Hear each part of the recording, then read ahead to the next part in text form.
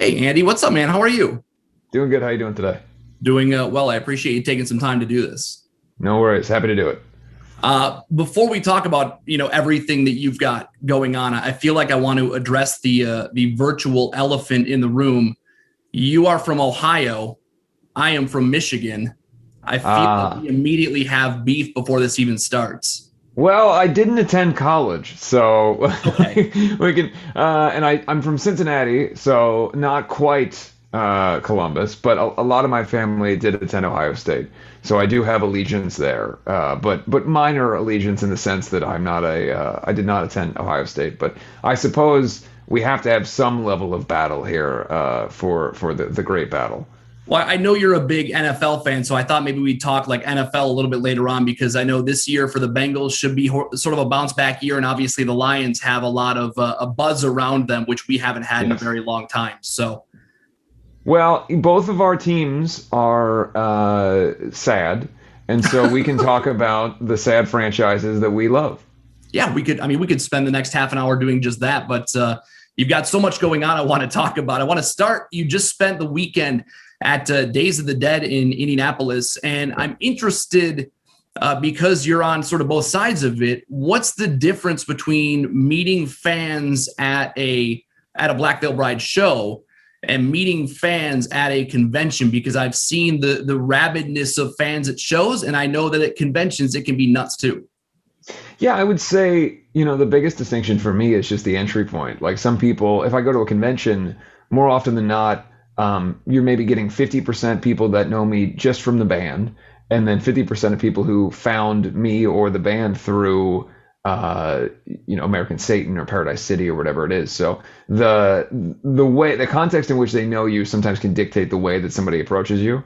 So like, people who maybe have only seen the television series or the movie will say that I'm Johnny, or you know what I mean, or people that are big fans of the band will come up and talk to me about the music or how that's impacted their life. But look, as rabid as kind of fandom can be in general, I've been really lucky that the people that support us are just so kind and awesome. I was telling my cousin the other day, we were talking about the convention, and one of the things that always holds true to me and something that I've been able to kind of perceive my whole life is those of us who are different or, tattooed or crazy looking or rock and roll people, more often than not, in my experience, are also very kind and respectful and super nice people. And you're looking at it, you're at a horror convention and you're seeing people walking around in Michael Myers costumes carrying big knives or, Leatherface outfits with giant chainsaws, and they're extremely courteous, extremely kind, extremely, nice to be around. So, yeah, I mean, I feel lucky that I get to meet anybody. So yeah, the fandom is slightly different, but I really enjoy those conventions because it's just such a crazy event. I was looking at the lineup from Days of the Dead, and I got to be honest, I would have a difficult time not fangirling myself if I was there when I see that like Richard Dreyfuss is there, and Sure. having seen Jaws, and Danielle Harris from I'm a big horror fan, so I was knowing that Danielle Harris from Halloween 4, and she's appeared in a bunch of others. She's there, and Alice Cooper's there. Is Yeah. it are there times where you go to these sorts of things, whether it's a festival, you're on the same bill as somebody, or you go to a convention and you think to yourself, man, I hope I get the chance to meet Richard Dreyfuss or somebody like that? Well, I wake up every morning saying to myself, I hope I get to meet Richard Dreyfuss today. Well, who doesn't? I mean, every day. Uh, that's my morning mantra. No, I mean, look, the truth is, I've been very lucky that we've been able to tour with a lot of our heroes, spend a lot of time around a lot of our heroes. And anytime that you get to be in a room with people that were that influential, not only to you, but just in general, the rock world or the horror movie world or the kind of pop culture world, it's a very cool experience. So we've been lucky that over the years, you mentioned Alice Cooper. Alice has been a huge supporter of Black Veil and has said a lot of very nice things about us, and has always been very supportive. And that's true of many of our heroes and stuff. But the person, and this is not to discredit all of the awesome people that were there, whether it's Corey Taylor or Phil Anselmo or Alice Cooper, or any of the movie stars. The person that I was most excited to meet there was because one of my best friends in the world grew up in Indianapolis. And you know how towns will have the late night horror hosts on TV that present the horror movies. Yeah, For yep. years, my friend Ryan Downey has told me about Sammy Terry which is Sammy Terry, Okay. who was the late night horror host in Indianapolis. He grew up in Indianapolis, and I'm sitting there at my table, and I look over to my left, and I see the Sammy Terry booth. So I went over there. I was very excited. I got a picture signed for my buddy Ryan, and then I got a picture signed for myself. But unfortunately, he didn't know who I was or anything, and he wrote to Adam. So I have to Adam, Sammy Terry, and I will treasure that forever. That's something you frame. That's a story you tell. I mean, even if people don't know who Sammy Terry is, that's a story you can tell to anybody, and they'll appreciate that. Anyone who's ever met a celebrity or met somebody that they're really excited to meet, having that interaction is something that people always remember. And the fact that he wrote to Adam is made it even more special. It's even more important that it said to Adam than Andy. That's fantastic. Part of the reason that you were at the conventions, you talked about it a little bit, was you made the transition to acting along with what you do with Black Veil. Can you tell me a little bit about the character Johnny Faust, not just from American Satan, but also now in Paradise City? How did you get involved in that to start with? So we've been working with Ash Alvidson, the writer and director, for many, many years. He was one of the first people who kind of championed BVB in the early days, and he was our booking agent for a long time. And obviously, he's the owner and created Sumerian Records as well, the label that we're on now. And so I've always had a really good relationship with him. And in the summer of 2015, we were playing a show in San Diego, and he came down to the show and approached me and said, "Hey, I'm writing a movie. And I have you in mind to play the lead character. Would you be interested in that?" And I was knowing Ash and knowing that he's the type of dude that just gets stuff done. If he has an idea, he makes it happen. I was immediately interested, and I knew, a lot of people that, particularly in LA, people will go like, "Oh, I'm doing this or that," and then it never becomes anything, or they don't have the kind of wherewithal to push it through. I knew that this would go down, and so I was just so excited from the beginning. And then about 6-8 months later, we were in pre-production and we were going through scripts, and he was casting it, and then we were shooting shortly thereafter. So getting a chance to play a character that was written for me with me in mind, is pretty cool. It's a rare opportunity in life to be able to enter somebody else's creative sphere, but still be able to retain parts of things that you're comfortable with, because he knew he wanted me to play the role. So there are characteristics and parts of the character that are very much mirrored in who I am as a person. But then there are many things about him that are very different from me as a person. So I get to kind of, I always say it's like if I were the worst version of myself, that is Johnny Faust. Like, he is duplicitous and awful all the time and does terrible things to people, and is constantly lying to everybody. So it's kind of fun to play, I guess, a really shitty version of something that maybe I could have been in an alternate life. I was going to ask, I know the show has received a lot of praise for sort of its portrayal of the rock and roll lifestyle in Los Angeles. Does his story, what he does and the person he is, does it mirror? Do you see a lot of yourself in him? I guess you just sort of mentioned there is some parts of it that are similar, but obviously there are some parts that are not similar. Yeah, there's certainly parts that I can relate to, but a lot of his story I more so see in maybe other people that I've known or seen over the years. The real sort of problem that can be caused with severe drug use, and he is famous on a level that I don't, not necessarily my band is at, or any bands that I know, because in the show, the world that he exists in, he is ubiquitously famous. The Relentless is a band that is the biggest band in the world by far, in the world that the show exists in. So he has a whole other level of demons and sycophants and people that are trying to dissuade him from doing the right thing because it benefits them in some way, or they want to see him fail.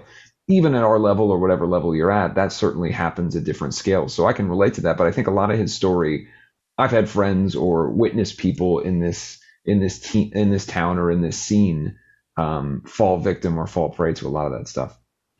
Do you think that if Johnny Faust was a real person and he went up to Sammy Terry at a convention, would Sammy Terry know who he is?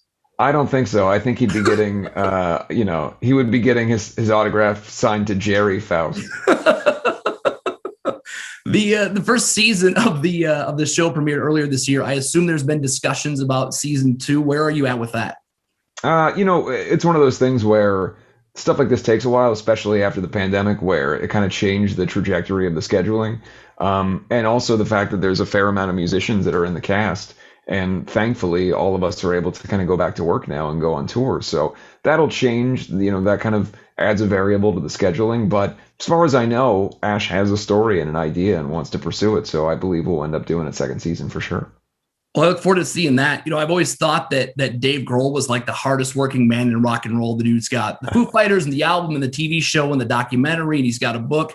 And then I look at you, and you literally are doing all that stuff too. You've got the music, obviously. You're doing movies, you're doing TV shows, you have a book out. You've got a comic book that was just announced that'll be coming. There's an action figure, you're doing voiceover stuff. I imagine that during the pandemic, when a lot of guys were like, man, I don't know what to do with all this free time, you never stopped doing anything. You kept doing exactly what you've been doing for years.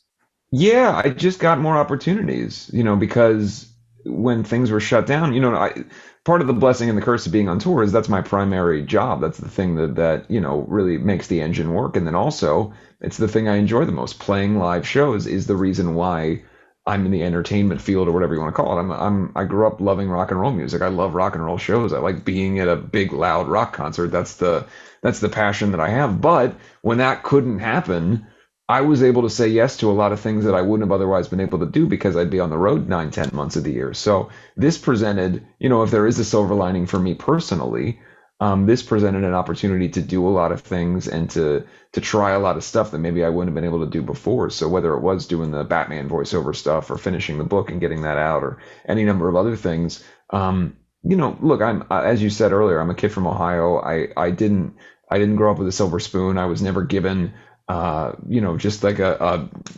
chance to, whatever they say, people born on third base or whatever. Like I didn't have that. I have a loving family, and I didn't grow up in squalor or needing things necessarily, but I certainly didn't grow up with a position where everything was given to me. And so anytime from a young age, my parents instilled a strong work ethic in me. And anytime I'm given an opportunity and a chance to do something, I take it as a blessing and as a chance to show that maybe I can have that skill or work hard to do that thing. So if somebody gives me a shot, I do my best to not half-ass it. I try to whole-ass everything I do. Now, correct me if I'm wrong. You talked about, the pandemic and not being able to go out and play shows. You guys were just at the beginning of a tour when this all happened. You got one show in before it all shut down? Yeah, we did. We played in Mexico City. We were going to do our, the band had been inactive for a couple of years. So we did our kind of return show in Mexico City. And it was awesome. It was my favorite show I think we've ever played. We were just killing it. We were having so much fun. And then we were supposed to have a week off. And then we were going to fly to Orlando to kick off the US tour. And between Mexico and what was supposed to be Orlando, you'll never guess what happened in the world. So some things changed. So here we are almost 2 years later, and we're finally doing that tour that was supposed to happen. Had you guys already started working on the new album at that point, or did the new album come about because you guys were sort of forced off the road and had to kind of pivot away from what you were going to do? Initially, the plan was to do an EP. We were going to do a 2-song EP and do a series of those, and we were going to release them throughout the year. We had done one in November of 2019. We released 2 songs, and the idea was we were going to keep doing these kind of 2-song things because our assumption was we were going to be out on the road for about a year and a half. We had planned this world tour, and we thought, well, we won't be able to get to the studio to make a full record, so let's just do these. We were calling them duologies. We'll just release 2 songs at a time.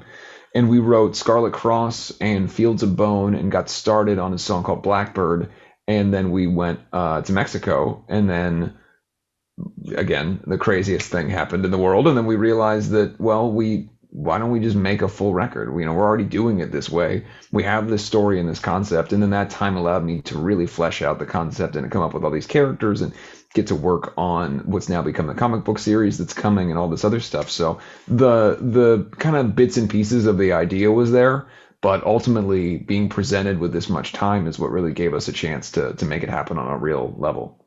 You mentioned the album, The Phantom Tomorrow. It'll be out now in October. And a lot like your previous albums, there's sort of an overarching concept to it. Can you explain a little bit about what the theme is for The Phantom Tomorrow? And I'm curious if the theme was sort of already in place, because, knowing what I know, it feels like the theme sort of fits kind of what we've gone through the last couple of years.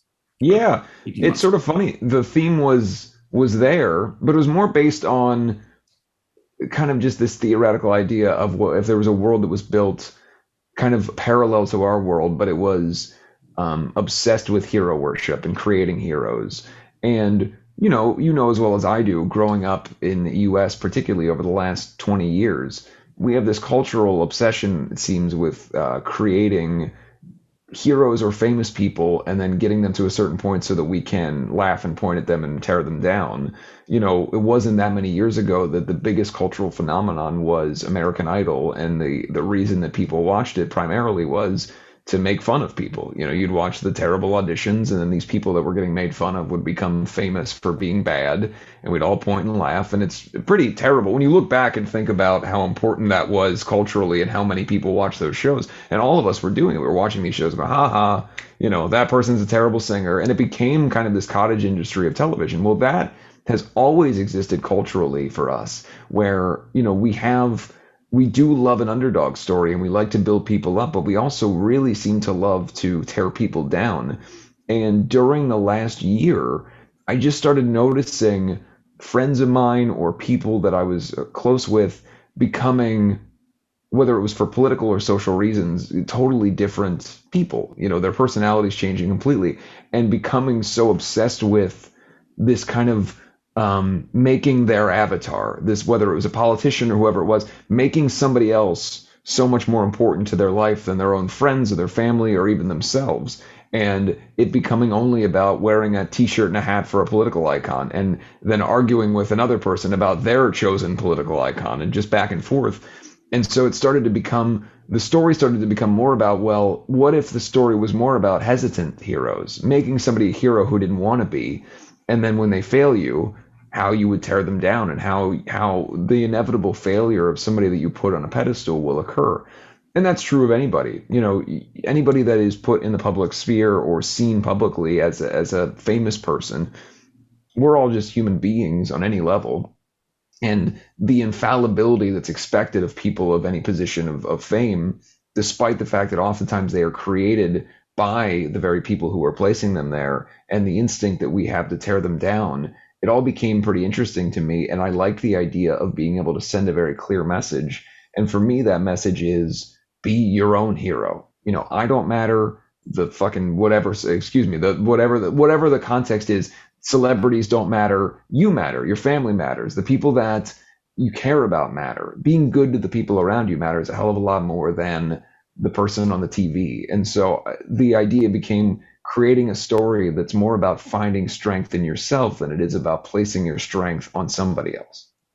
You mentioned fleshing out the concept, and obviously just that explanation alone proves that you fleshed it out. But it's not just, when you think concept albums back in the, when concept albums first started happening, it was just the album. But now it's a concept album, and the music videos also are a part of the concept.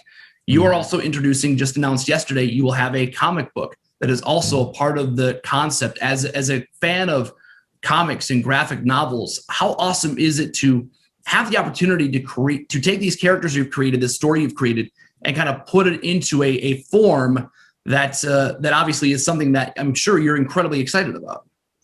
Yeah, I mean, because I'm such a fan of the medium, whether that's either comic books or graphic novels or the films or whatever it is, the medium has always appealed to me. So being able to enter into it from a position of really loving the source material, it's really awesome to get to build a character from the ground up and then turn it into this thing. But I like to think that all of these things, whether it's music videos or comic books or action figures, they're all ancillary pieces that are fun and can help tell a story. But at the end of the day, the record is the heartbeat of all of this. We're a rock band. That's the thing that matters the most. So having a chance to build all this ancillary stuff, it's more just like if you're a fan of what you're hearing on the record or what you're seeing in the music videos or the entire presentation, this is a chance to also expand on those stories in ways that we can't do with 3.5-minute rock songs. So I just think it's awesome. We're so excited about all of it, and the fact that, look, it's a pretty lucky position to be in to get to make this kind of stuff, and the fact that people have given us these chances. I don't take it lightly, and we want to provide really cool and entertaining stuff for people. People give us a chance and gave us a platform and a chance to do this, so why not give everything we've got? It's crazy to think that Black Veil Brides has been around for 10 plus, nearly 15 years at this point, and you guys just had your first maybe it's still in the top 10 right now, your first top 10 single at rock radio. I imagine that's a pretty satisfying moment, especially because you guys have been at it for so long. You've had success. You've played the sold out shows. You obviously have a fan base. But for some bands, it's difficult to crack rock radio. And you guys have been putting out singles. Radio has played them in the past, but not to the extent that Scarlet Cross has seen. Yeah, I mean, it's really, it's a wonderful feeling. And I, for me, we're so much a band that's been about the audience, and our connection to the audience is, I don't want to say it's unique, because every band that has a fan base, there's a connectivity, but we've been a band that has been completely propped up by our fan base for years, and they've stuck with us through different changes and eras and styles and everything. So the fact that we get to celebrate this with our fans who have put us in this position is amazing. And then it's so cool to be put in a position where music that we wrote, we didn't sit down and say, now we're going to write a song that rock radio is going to like. Do you know what I mean? We wrote a song and wrote an album that we really believed in. And the fact that people, radio programmers and people at stations, are playing the song and giving it a chance, and the hard work of everyone at Sumerian Records who really believes in the song and believes in the band. It's just, again, there's certain things and moments or things that you reach in your career that you just feel exceptionally grateful for. And I think, to me, this is one of the things that, of all of the last 10 plus years, it's just an incredibly cool moment. And it's exciting to get to celebrate this, not only as the five of us in the band, but the fans and the label and everybody who has played the song on their stations and allowed us this chance. I know the album was delayed a few months, production issues, pandemic, all of that. How difficult is it knowing that you have this thing that you worked on, it's ready to go, you want the world to hear it, and yet you have to wait and delay it and delay it and wait until you can put it out for people? Yeah, I mean, it's certainly a unique situation. Obviously, the pandemic being what it was or is, it delayed production. It made it more difficult to get stuff done in a timely way. But part of I guess if there's a silver lining to that, we've been allowed the opportunity to really, you're never going to make anything perfect, and you're always going to go, oh, we should have changed that or done that. But this has really given us the chance to really perfect, to the best of our abilities, what this release is, whether it comes to artwork or ancillary materials that are being released with it, or vinyl variants, so that we can have it to maximize the kind of cool. I mean, I'm a nerdy collector. I got Batman stuff all around me, and wrestling action figures and football helmets. And, that's, for me to be able to do all that kind of stuff, and add that to the repertoire of what this release is, it's just fun. So the downside is obviously that we've got this record that we want people to hear. The other side of it is, now we've been able to present it in such a cool way with so much kind of cool stuff around it. You're just a couple of months away from your first tour dates back from the pandemic, doing the co-headlining tour with In This Moment. What do you think those first shows back will be like? Not just for you guys in the band. You've done the acoustic tour thing with different radio stations. You've played together a few times, but not in front of fans. What is it going to be like for you guys to go on stage again for the first time? And what do you think it's going to be like for fans who maybe haven't seen live music in 2 years? I'm honestly, I kind of don't know. I'm just so excited about it. It's a great question, but I guess it's one of those things where until you experience it, you don't know. But to me, I can tell you how excited we are. We were just together yesterday as a band and talking about just how excited we were to go out and even just start the production rehearsal process and getting the set list together, and just being able to know that we're going to go out every night on stage and play rock shows. It feels like it's the longest Christmas Eve of all time, and we just can't wait to get started. So I imagine it's going to be emotional. Our first show is in Lincoln, Nebraska. It's circled on the calendar. We're raring to go. So I think it's going to be pretty cool. It's going to be pretty cool to just go to a lot of these places, all around the country that we haven't been to in years, and get to experience that first show back with everybody. Not just because of the pandemic, but because we haven't toured as a band, haven't done extensive touring really. The last time we did a long album tour cycle was in 2015. In 2018, we only did a 6-month cycle. So to do a full, year or two world tour cycle, it's going to be amazing. I'm sure you've seen sort of the pent-up excitement that's coming out when you watch, the NBA Finals, Game 6s tonight. You see the crowds going nuts there. You mentioned wrestling and Money in the Bank on Sunday. Yeah, there you go. Buck shirt on right now. Fear the Deer. Money in the Bank Sunday night, John Cena comes back and the place erupts and goes insane. You can tell that people are just, they're sick of being at home. They're excited to go back and do stuff. I can't imagine what it's going to be like in 50 plus days when the NFL season, the first NFL game hits. And granted, some stadiums have fans in, but for, fans of my team, fans of your team, to be able to go back and be, in the stadium, in the seats, paying $13 for a beer and $10 for a hot dog and whatever, they're still going to be excited about being back. I'm so excited. I mean, unfortunately, this tour is right during the season. So normally I'm able to go to 3 or 4 or 5 games a year. But this year we have a show on almost every home game. We have a show. So I will be attending a preseason game this year, just so I at least get it in to go to the stadium and get to experience that. But I'm so excited. I think, again, as you say, you watch these big events and seeing the excitement of people back in the stands and the electricity of all these people celebrating, or, in our instance with rock shows, singing along and enjoying a moment like that. It's pretty surreal.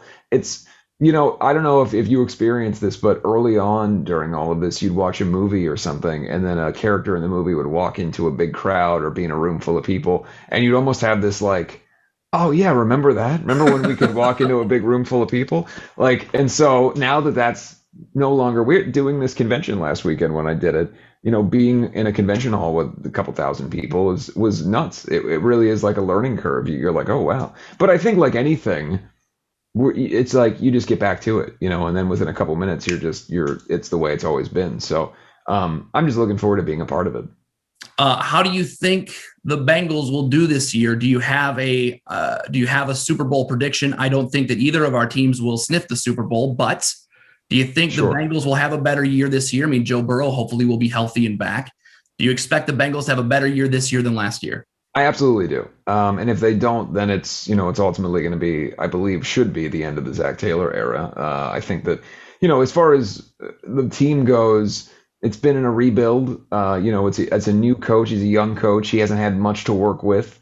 Now he's got all the tools, with the exception of a particularly strong offensive line. But that's also a national narrative. And you can probably relate to this, where smaller teams that aren't considered often, there will be a wrong narrative that is started in the national media that just continues on because people aren't really paying attention to our franchises.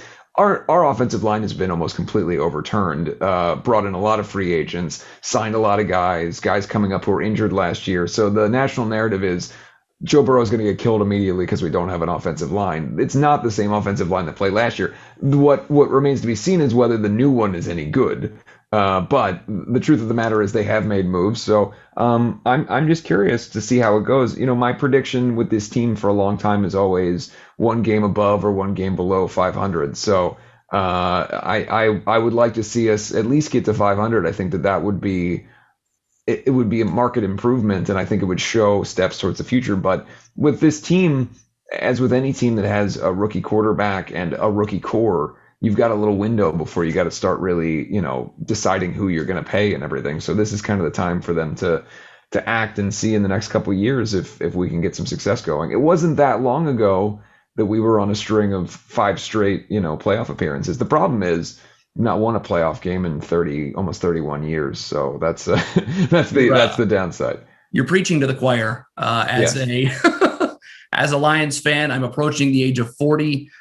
Do you think before I die, I will ever see the Lions compete for a Super Bowl? Sure.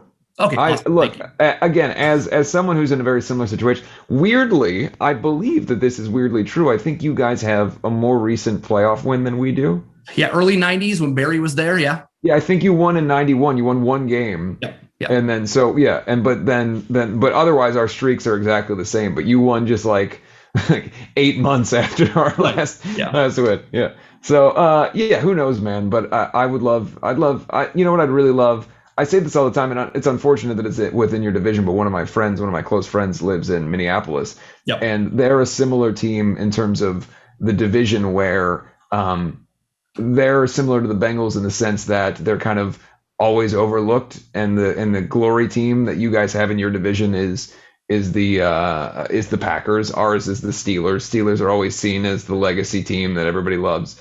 And then the Browns and us are similar to you guys in Minnesota, where it's like, well, because the Bears are good or they're not good, but they've Right. got Super Bowls and everything else. And that's similar to the Ravens, where it's like they're always given a shot because of how big the brand is. So I feel like our divisions are very similar in many ways, and I want to see the basement dwellers of our divisions rise up. That's all I want. That's you and me both. I'm waiting for the day that I can go to, the Lions have made wild cards. I want to go to a playoff game. I want to feel that excitement. And we've got a coach now. We've got some buzz around the team that we haven't had because the Matt Patricia thing didn't work out. So then Dan Campbell comes in wearing an F1 racing helmet, biting kneecaps. And there's sort of like biting kneecaps. Yeah. There's sort of like a buzz about the Lions that we haven't had. And I couldn't tell you how long. And it's sort of exciting to be a fan of Detroit sports for the first time in a long time. That's awesome, man. I'm very excited for you guys because I very rarely get to have those kind of moments as a Cincinnati sports fan. So. Dude, I could talk sports and all this stuff with you forever, but I know you've got other things to do. I appreciate you taking some time talking about the album, talking about the conventions, talking sports, all that stuff, and looking forward to seeing you guys out on the road within this moment here coming up here in a few months. Thanks, bud. Appreciate it. For sure, man. We'll talk soon. Bye.